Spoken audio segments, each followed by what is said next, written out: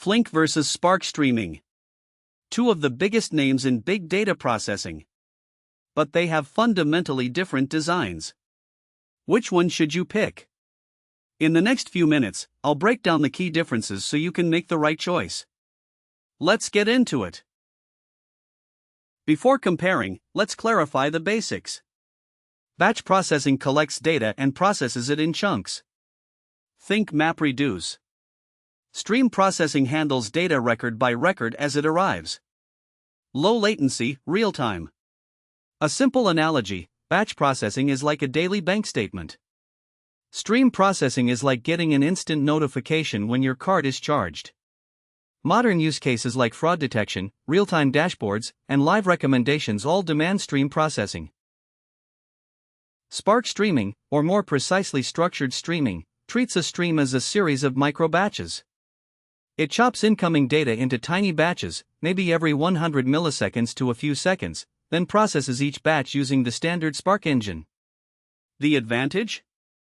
You get Spark's massive ecosystem, the same APIs for batch and stream, and battle-tested stability. The downside? There's inherent latency. You can never go below your batch interval. For many use cases this is fine, but for true real-time, it's a limitation. Flink takes the opposite approach. True stream processing. Every event is processed immediately as it arrives, one by one. No batching. Flink has built-in support for event time processing and watermarks, which means it handles out-of-order and late data elegantly. It provides exactly once semantics through distributed checkpointing. The result? The lowest possible latency. Flink was designed for streaming from day one, and it shows. Let's compare head-to-head. Latency: Flink wins with true millisecond processing. Spark's micro-batch adds seconds of delay. State management: Flink has powerful built-in state with RocksDB backend, perfect for complex event processing. Spark's state handling is more limited. Batch processing: Spark still has the edge here with its mature ecosystem and SQL support. Flink's batch mode is improving, but Spark is ahead. Community and ecosystem: Spark has a larger community and more integrations. Flink is growing fast, especially in Asia where Alibaba backs it heavily. So which should you choose?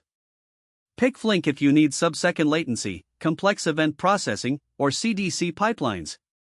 Flink excels at stateful streaming. Pick Spark if you need unified batch and stream processing, machine learning pipelines, or heavy SQL analytics. Spark's ecosystem is unmatched for these. For simpler use cases like log aggregation or basic ETL, honestly both work fine. The industry trend is clear though: Flink is becoming the standard for pure streaming, while Spark dominates batch processing and machine learning. To summarize, Flink is true streaming with millisecond latency, ideal for real-time use cases. Spark uses micro-batching with a more mature ecosystem, great for batch plus stream workloads. Choose based on your latency requirements and existing stack. The trend is Flink for streaming, Spark for batch and ML. And many top companies actually use both, each for what it does best. Thanks for watching. Like and subscribe for more data engineering content. See you next time.